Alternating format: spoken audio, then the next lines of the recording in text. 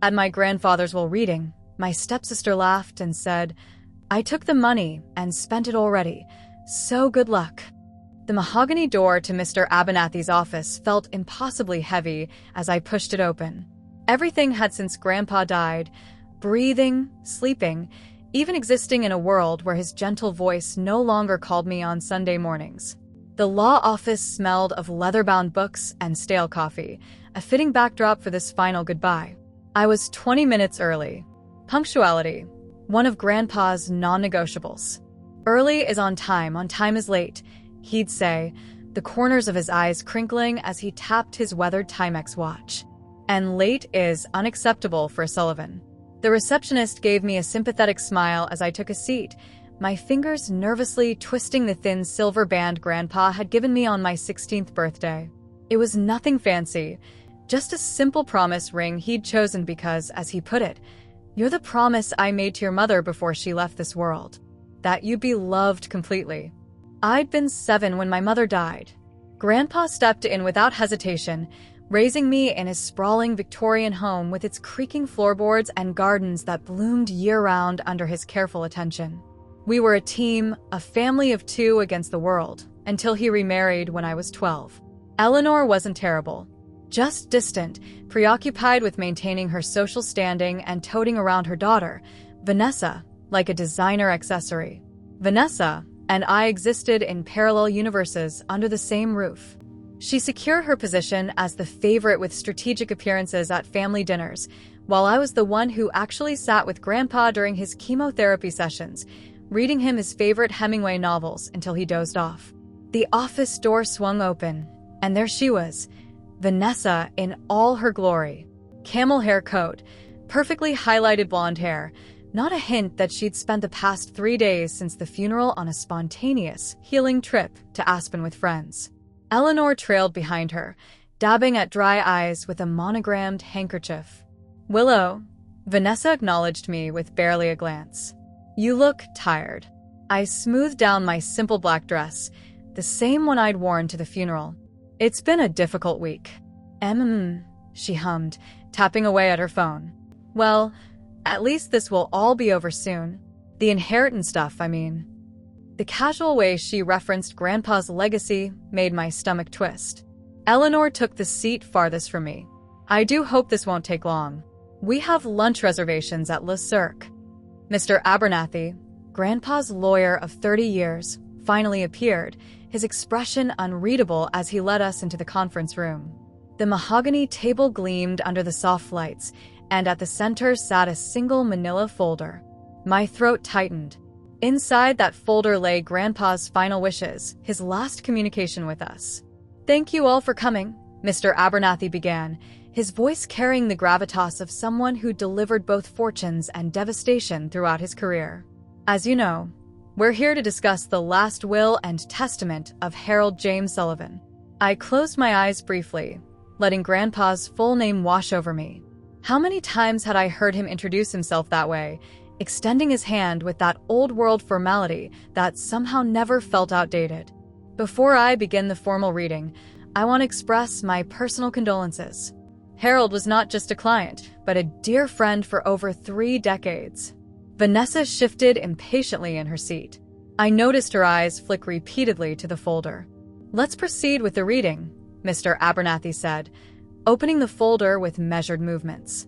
He cleared his throat and began.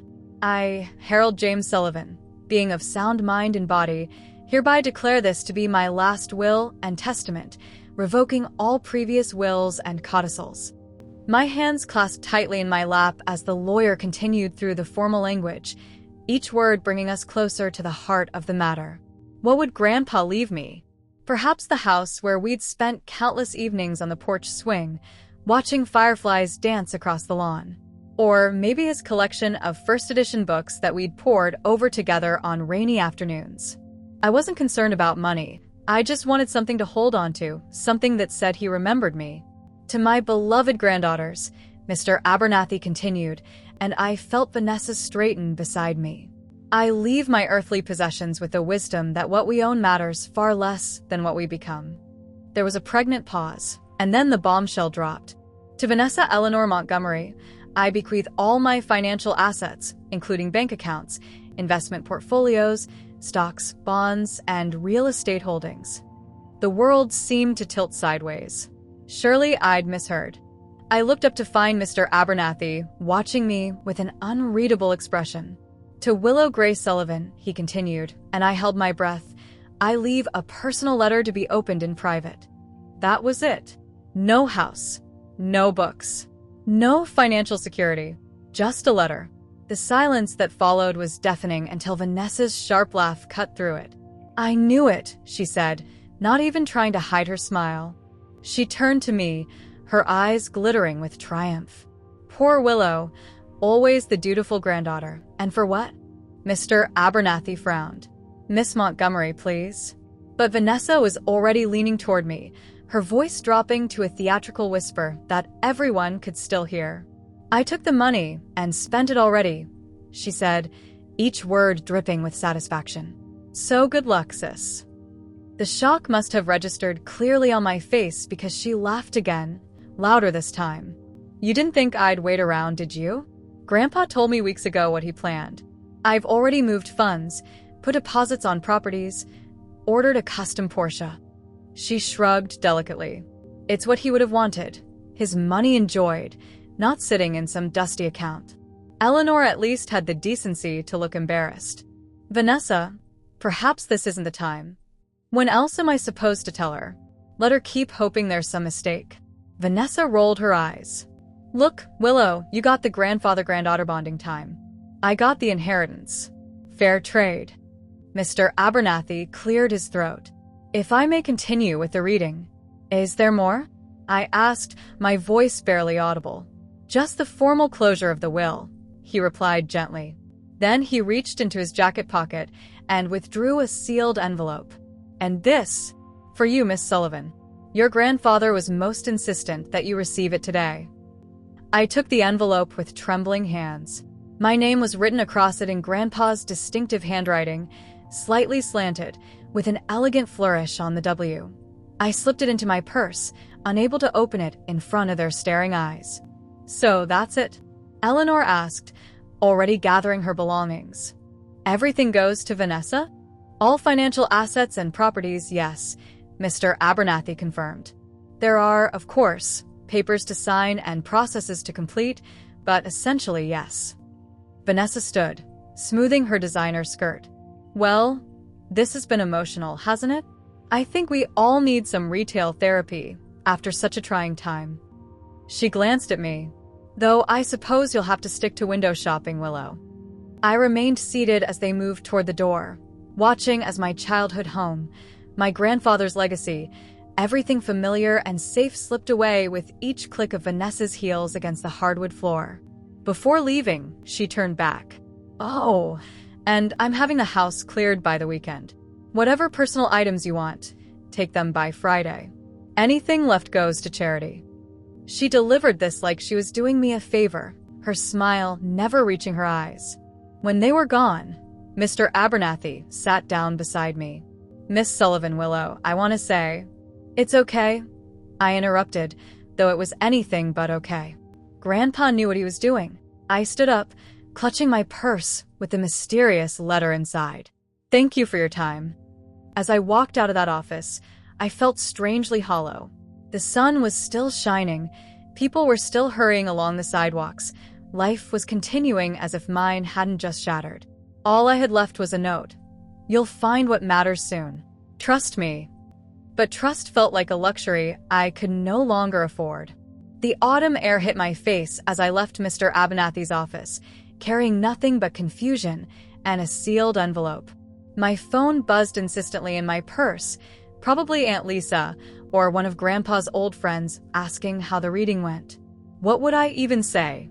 Sorry, apparently I meant nothing to him after all. I ignored the calls and walked aimlessly down the street, past boutiques and cafes, where people sat enjoying their ordinary Tuesday afternoons, blissfully unaware that my world had just collapsed inward like a dying star. It took 3 days before I could bring myself to open Grandpa's letter. 3 days of watching Vanessa's Instagram stories explode with her inheritance celebration tour, as she called it. A new Mercedes SUV with a massive red bow.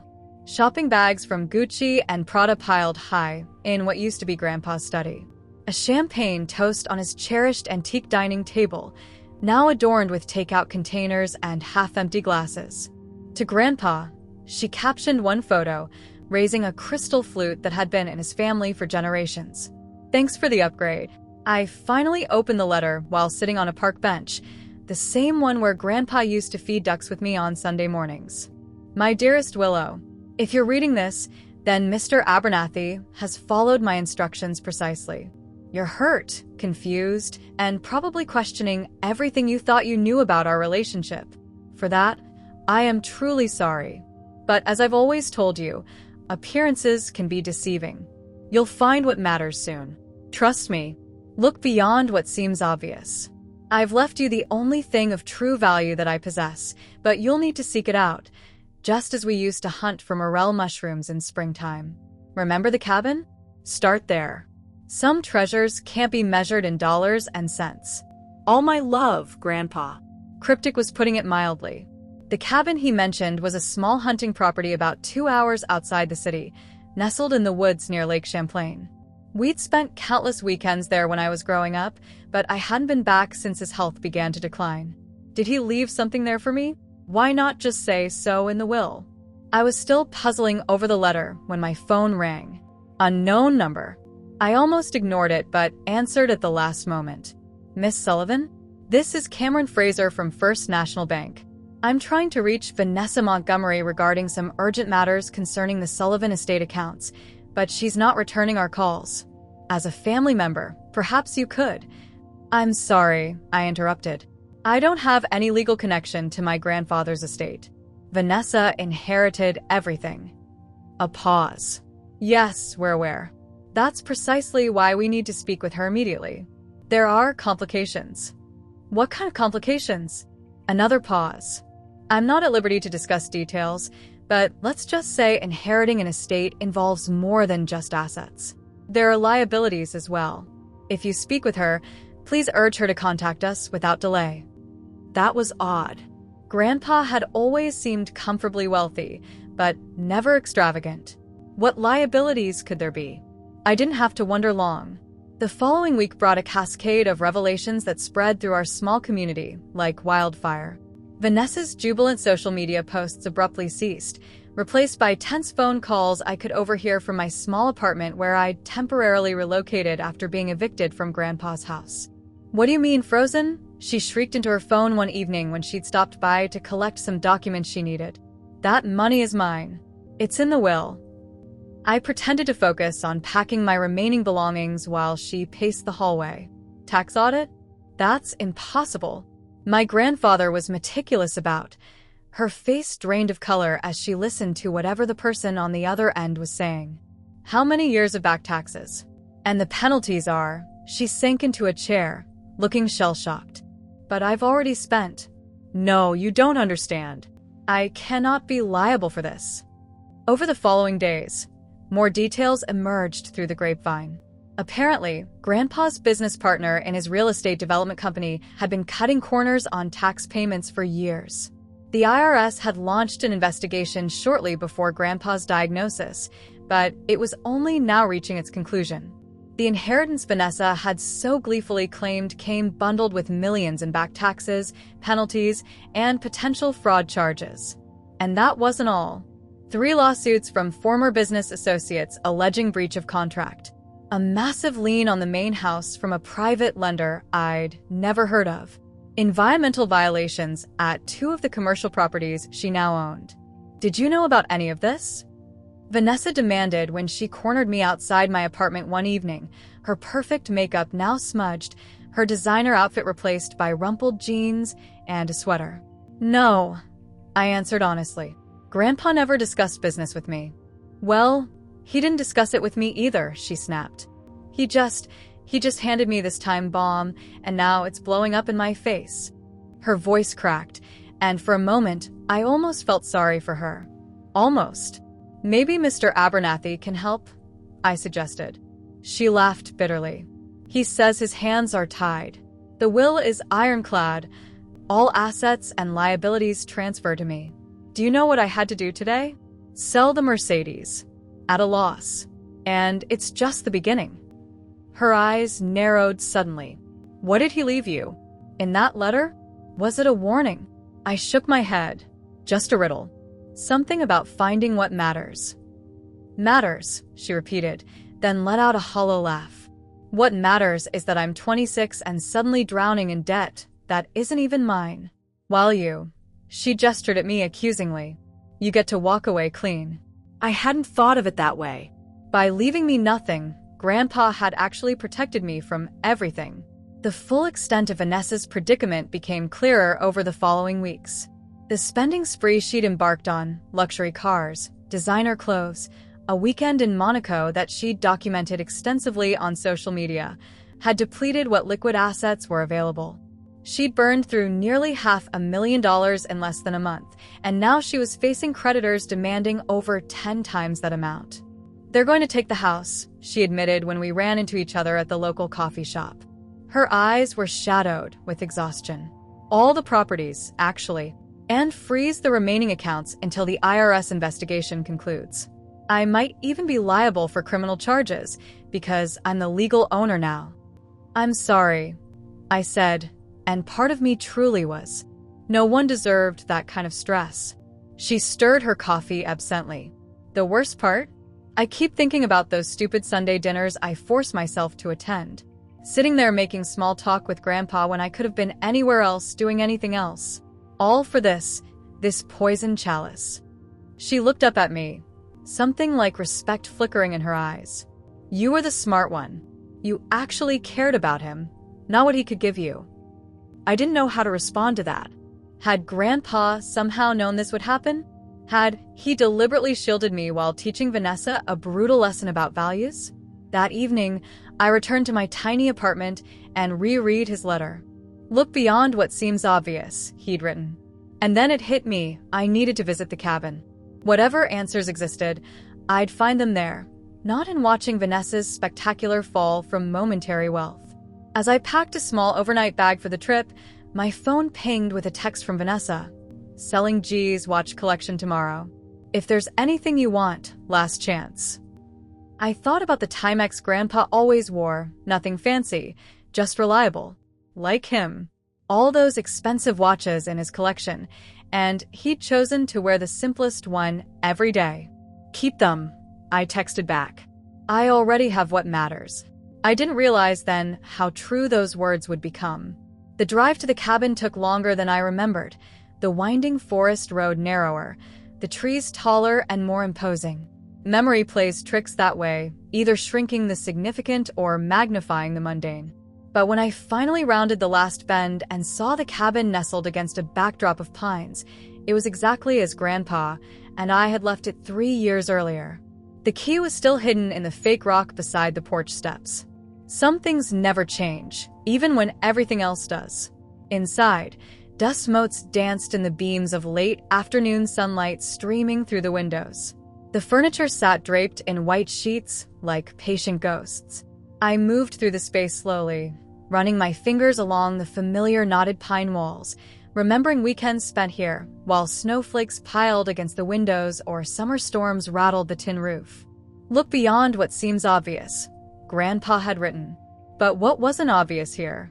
Every inch of this place held memories, but nothing that explained his cryptic message or the brutal inheritance he'd left Vanessa. I started in the most logical place, his small desk in the corner of the main room. The drawers contained the expected items: pens, notepads, a few fishing licenses, maps of local trails. Nothing revelatory. The bookshelf yielded similar results: dog-eared paperbacks, field guides, photo albums I'd paged through 100 times before. Night fell as I searched, and with it came a heavy silence broken only by the occasional hoot of an owl or creak of the cabin settling. I was about to give up when I noticed something odd about the stone fireplace. One of the rocks near the bottom right corner seemed different, not in color or size, but in how it was set. The mortar around it appeared fresher than the rest. Kneeling down, I pressed against it gently. Nothing happened. Then I remembered one of Grandpa's favorite sayings: Straight on isn't always the right approach, Willow. Sometimes you need to come at problems from an angle. I pushed the stone from the side instead, and it shifted inward, revealing a small cavity behind it. Inside was a metal box, no bigger than a hardcover book. My hands trembled as I pulled it out and set it on the coffee table. The box wasn't locked. Inside, I found a stack of letters tied with twine, a small leather-bound journal, and a USB drive. The letters were addressed to me, dated consecutively over the past 5 years. One for each month. 60 envelopes in all, the last one dated just 2 weeks before he died. I opened the first one with unsteady fingers. October 15th, 2018. My dearest Willow, if you're reading this, then either I've told you about these letters, or circumstances have led you to find them after I'm gone.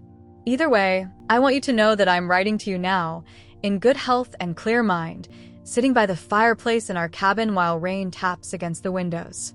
I've been thinking a lot about legacy lately, what we leave behind. Most people think of money, property, possessions. But the older I get, the more I realize those things are just things. They don't define a life well lived. I've made mistakes, Willow. My business, the one that provided our comfortable life, wasn't always built on the most ethical foundations. My partner, Richard, took shortcuts I chose to ignore because the profits were good. Tax evasion, cutting corners on environmental regulations. Nothing criminal, exactly, but certainly not right. These letters will be my confessional of sorts, a record of my attempts to make amends, to rebuild something worthwhile from the mess I helped create. And perhaps, if things go as I hope, they will also be a roadmap for you. More soon, Grandpa. I read through letter after letter as the night deepened around me. Each one revealed more about Grandpa's journey over those final years, his discovery of his business partner's more serious transgressions, his quiet efforts to disentangle himself, the difficult choices he'd made. In letter 23, he first mentioned Project Willow. I've secured a small parcel of land, about 40 acres outside of Burlington. Clean title, no connection to the company. I've transferred it to a separate entity that can't be touched by whatever fallout comes from Richard's schemes. It's not much, but it's good land. Rich soil, a stream running through it, old-growth forest on the north side. I'm calling it Project Willow. Not very creative, I know, but it seems fitting. Willows bend, but don't break. They thrive near water, put down deep roots, and provide shelter for all manner of creatures. Just like you, my dear girl. I felt tears welling as I continued reading, learning how Grandpa had systematically extracted a small but significant portion of his legitimate assets and channeled them into this mysterious project. He'd worked with a different lawyer, not Mr. Abernathy, to establish a trust that wouldn't appear in his regular will. By the time I reached the journal, dawn was breaking over the lake. My eyes burned from reading all night, but I couldn't stop. The journal contained details, coordinates, account numbers, contacts, combinations to safes. It was a practical guide to whatever Grandpa had built, meticulously documented in his precise handwriting. The USB drive contained the legal documents, deeds, trusts, certificates, and photographs. So many photographs of a beautiful piece of land with rolling hills and a small cluster of buildings nestled among ancient maple trees. In one photo, Grandpa stood beside a wooden sign that read simply, Willow Haven. The final letter was the most revealing. My dearest Willow, if you're reading this, then I'm gone, and you found your way here, as I always knew you would. By now, you must be wondering why I left everything to Vanessa in my official will. The answer is both simple and complicated. Simple, because I needed to protect what truly matters from the legal storm that's coming. The authorities have been investigating Richard for years, and they're close to bringing charges that will affect all company assets. By officially leaving everything to Vanessa, I've created a firewall between that mess and Project Willow. Complicated because I also wanted to give Vanessa the lesson she most needs to learn. She's not a bad person, just misguided, raised to value the wrong things. Perhaps facing the consequences of blind greed will teach her what Eleanor never could.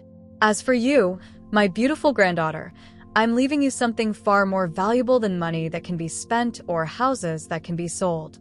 I'm leaving you purpose. Project Willow, or Willow Haven as I've come to call it, is a retreat center for orphan teenagers. The kind of place I wish had existed when you came to me after your mother died. A safe harbor where kids can heal, learn practical skills, and form connections with nature and each other. The land is paid for. The buildings are simple but sound.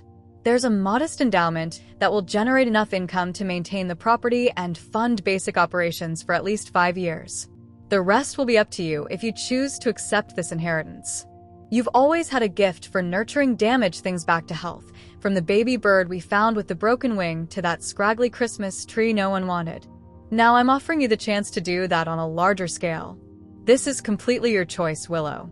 The trust is structured so that if you decide this isn't your path, everything will be donated to the Children's Foster Alliance. No pressure, no guilt. Your life is yours to shape. But I hope you'll at least visit before deciding. The caretaker's name is Marcus.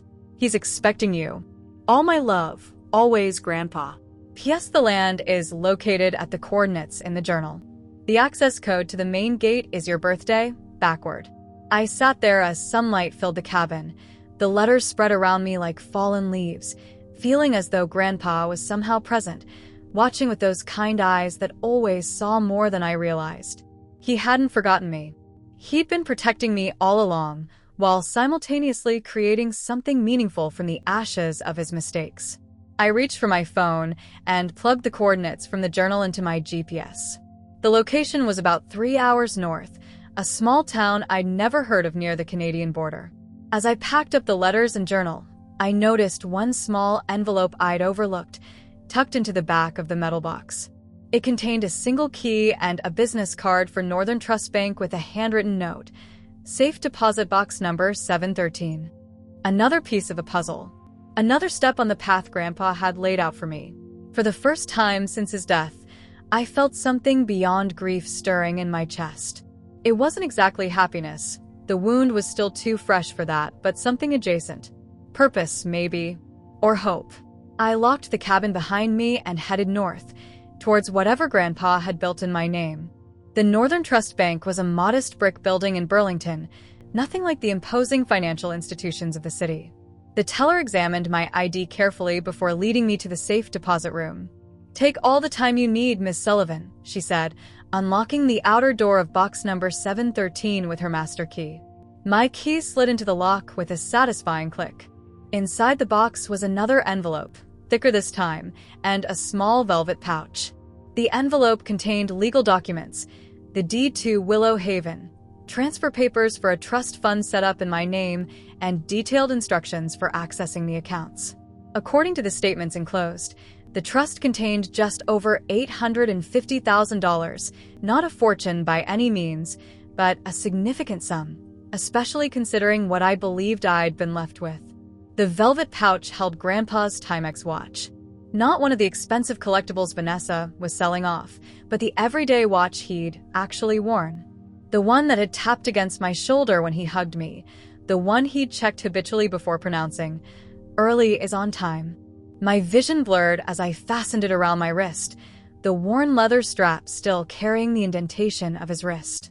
"Your grandfather made the arrangements for this box 6 months ago," the teller mentioned casually. "Said it was the most important insurance policy he'd ever taken out." According to the GPS, Willow Haven was another hour's drive north. As the urban landscape gave way to rolling farmland and then denser forests, I tried to process everything I'd learned.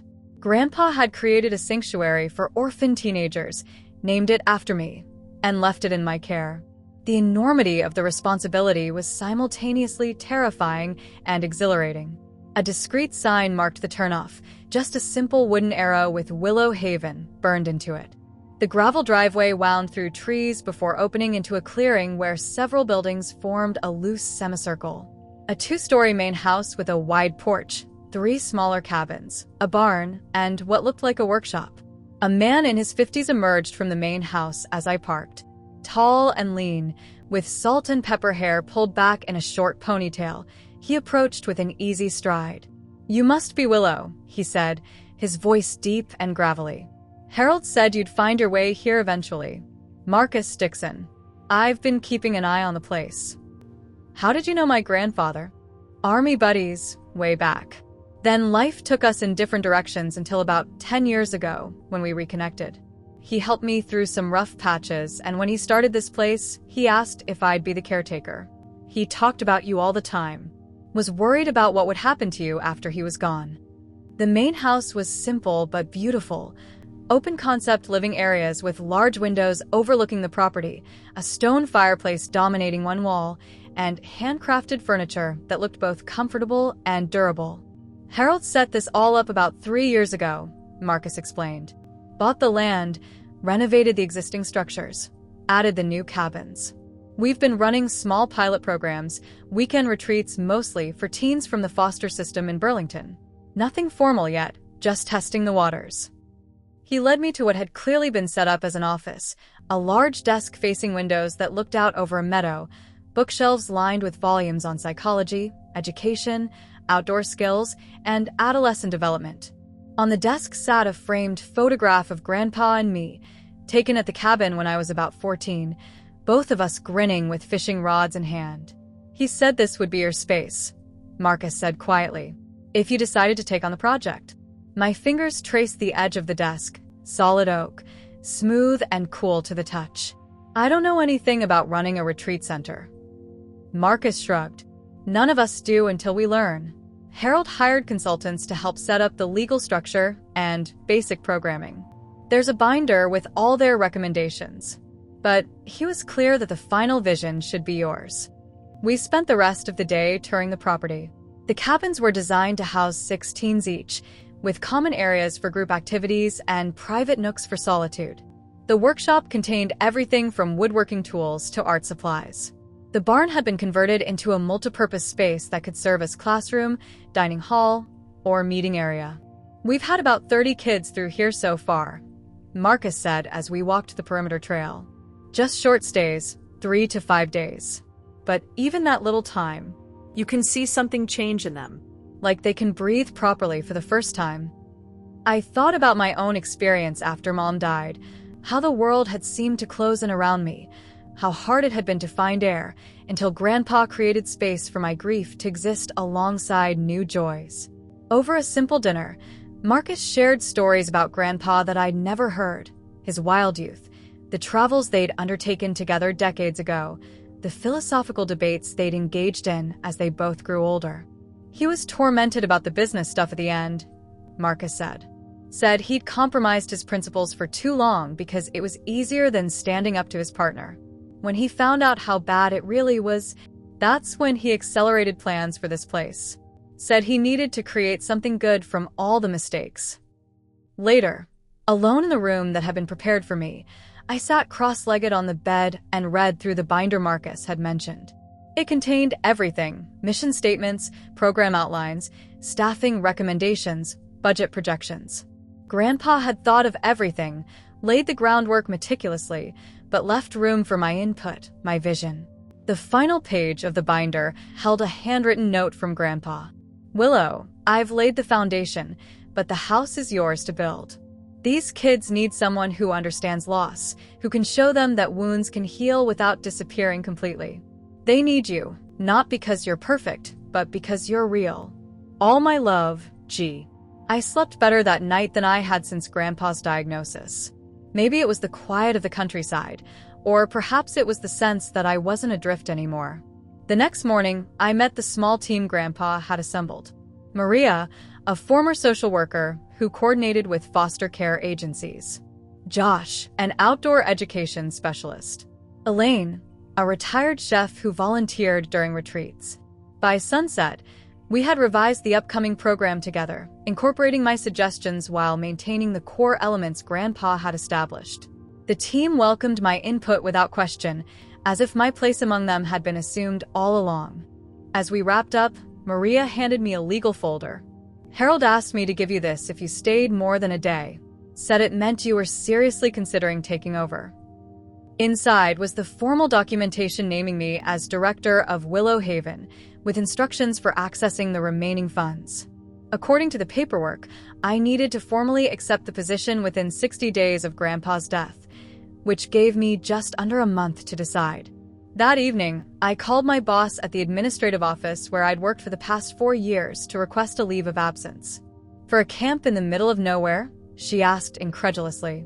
Willow, think about what you're giving up. We were considering you for the department manager position. I looked out at the land before me.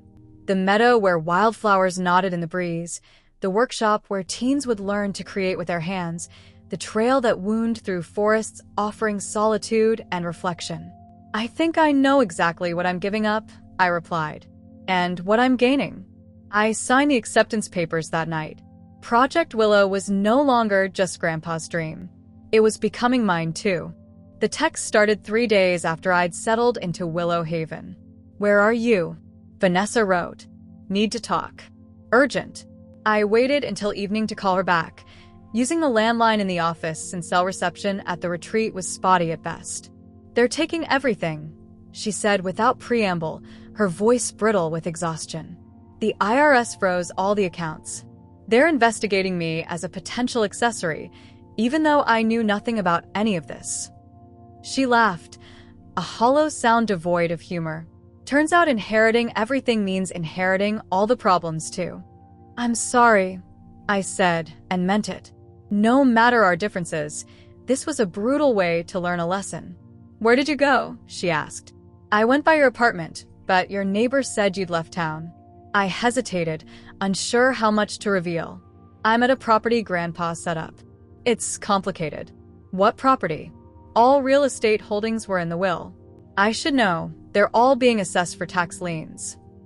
Her voice sharpened. Unless there's something I don't know about? Grandpa established a trust separate from his personal assets, I explained carefully. A non-profit retreat center for troubled teens. It's called Willow Haven. The silence that followed was so prolonged, I thought we'd been disconnected. Vanessa? He set up a secret trust. She finally said, each word precise and cold. For you. Not for me, exactly. For the kids who'll come here. I'm just the director. How much? The land is worth maybe $500,000. There's an endowment of... How? Much. I sighed. About $850,000 in the operating fund. But it's not mine personally, Vanessa. It's for the nonprofit. That's almost $1 million, she exploded. While I'm being investigated by the IRS and might face criminal charges. This has to be illegal. He can't just hide assets like that. The trust was established years ago, completely separate from his business dealings, I explained. It's clean money, documented properly. His lawyer made sure of that. His lawyer, she repeated. Not Abernathy? No, someone else. So this whole time, while I thought I was getting everything, he was secretly funneling money to you. That's not how it was, I protested. He was protecting this place from exactly what's happening with his other assets. And again, it's not my money. I'm just responsible for the program. Which pays your salary, I assume. Provides you housing? While I have to sell my clothes on consignment to pay legal fees. The bitterness in her voice was palpable. I'm calling my lawyer. Grandpa can't do this. There has to be a way to challenge it. She hung up before I could respond, leaving me staring at the phone. My stomach twisted in knots. True to her word, Vanessa unleashed her legal team on Willow Haven. 2 days later, I received notice of her intent to challenge the trust as a fraudulent transfer of assets. The retreat's lawyer, a steady, silver-haired woman named Diane, reassured me over coffee in her Burlington office. The trust is ironclad, she said, reviewing the papers. Harold was meticulous about keeping these assets separate from his business dealings. He used only documented personal funds that were properly reported on his taxes. The timing works in our favor, too. He established this 3 years ago, long before any investigations began. So Vanessa can't touch it? Diane's smile was gentle but firm. She can try, but she won't succeed. The biggest challenge will be the distraction factor for you. Legal battles, even ones you'll win, take time and energy. She was right. Over the next 2 months, As I worked to establish myself at Willow Haven and prepare for our first group of teens under my leadership, Vanessa's legal maneuvers created a constant background hum of stress. Depositions, affidavits, document requests that required digging through files I was still learning to navigate. Meanwhile, her own situation deteriorated rapidly. The IRS investigation expanded, and while she wasn't the primary target, her status as beneficiary of the estate made her liable for substantial back taxes and penalties. The grand house where we'd all lived was seized and listed for sale to satisfy creditors. Her social media accounts, once showcasing a jet-setting lifestyle, went dormant. I heard through mutual acquaintances that she'd moved into a small apartment and taken a job at a high-end boutique, the same store where she'd once dropped thousands on designer clothes. 6 months after Grandpa's death, just as Willow Haven was hitting its stride with regular weekend retreats and plans for a 2-week summer program, I received an unexpected visitor. Vanessa's sleek Mercedes had been replaced by a modest-used sedan that crunched up the gravel driveway one Tuesday afternoon. She looked different, thinner, less polished, her hair pulled back in a simple ponytail instead of the elaborate styles she'd once favored. But it was the change in her eyes that struck me most. The entitlement had been replaced by something harder to define, not quite humility, but a certain wariness, as if she'd learned the world could bite. "Nice place," she said, looking around at the main lodge where teens had recently completed a mural depicting their journeys. "Doesn't look like $1 million property." "It's not about the money," I replied, offering her coffee, which she accepted with a nod. "It's about what happens here." We sat on the porch, an awkward silence stretching between us until she finally spoke. "My lawyer says there's no point continuing the challenge. The trust is legitimate." She stirred her coffee absently. I dropped the case. Relief washed through me. "Thank you." She shrugged. "Don't thank me.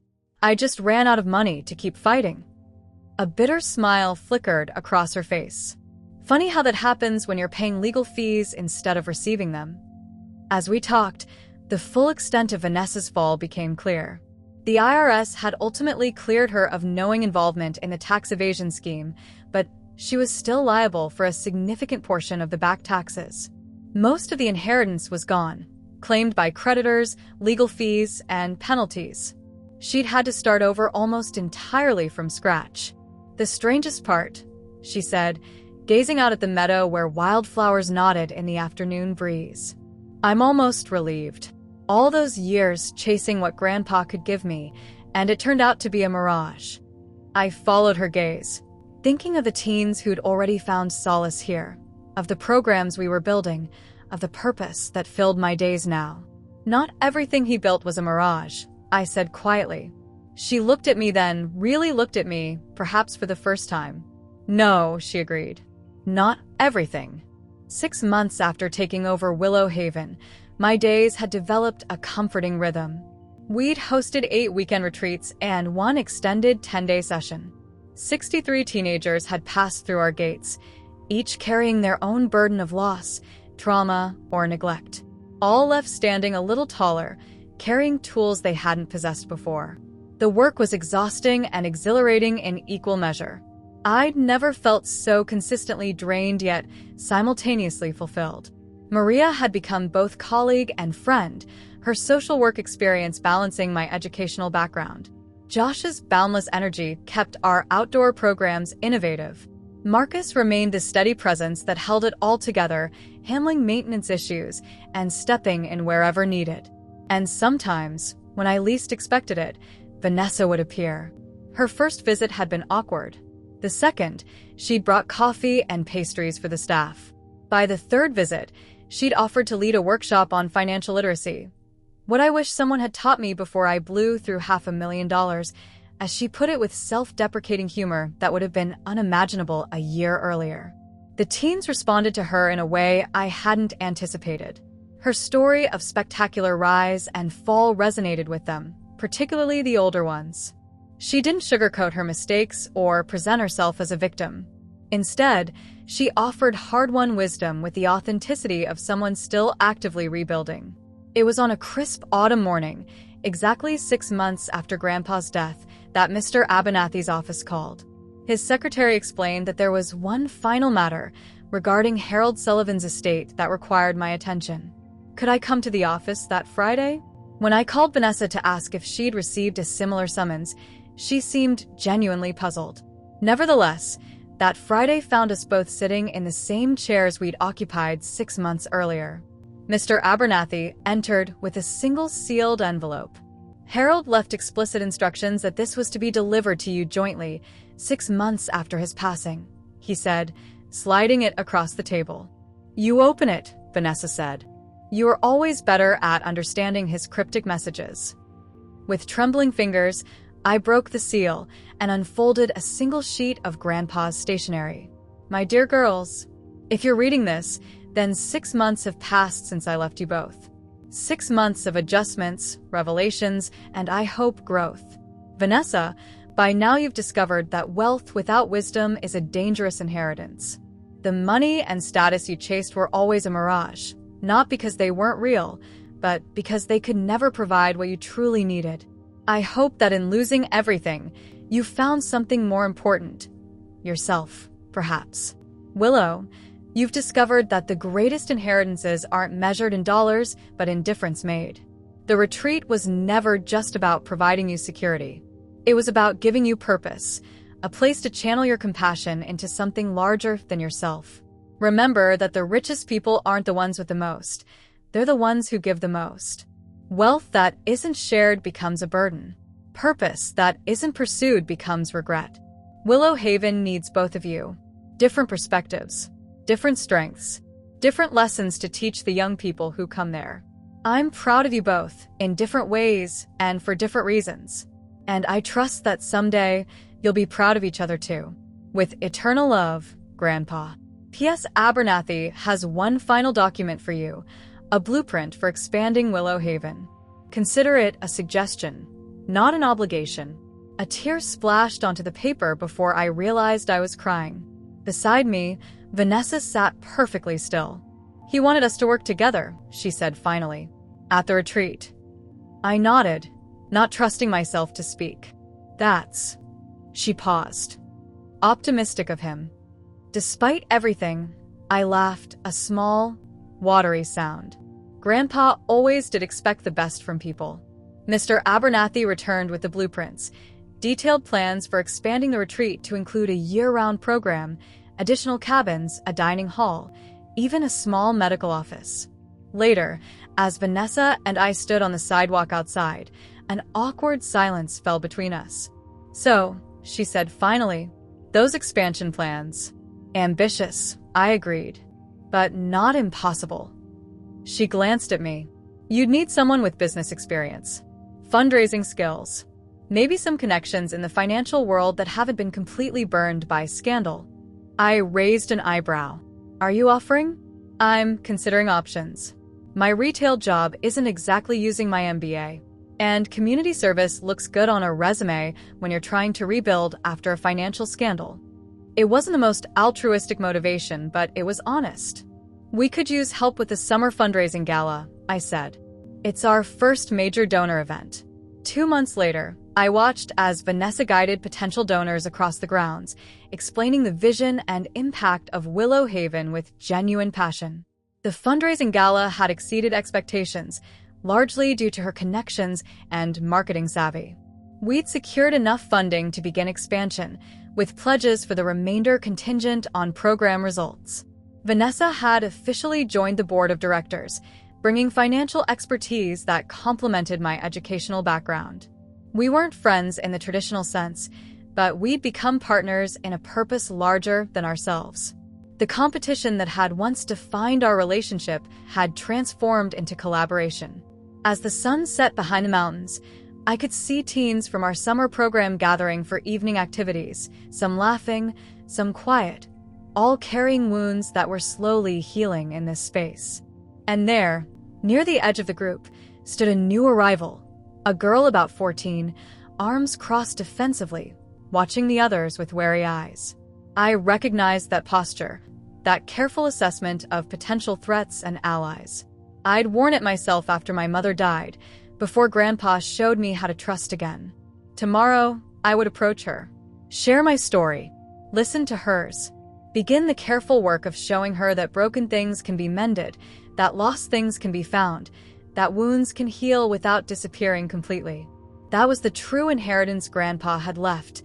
Not the retreat itself, but the wisdom to recognize that true wealth lies in what we build, not what we own. In what we give, not what we keep. In roots that grow deep and strong, even after the storms have passed.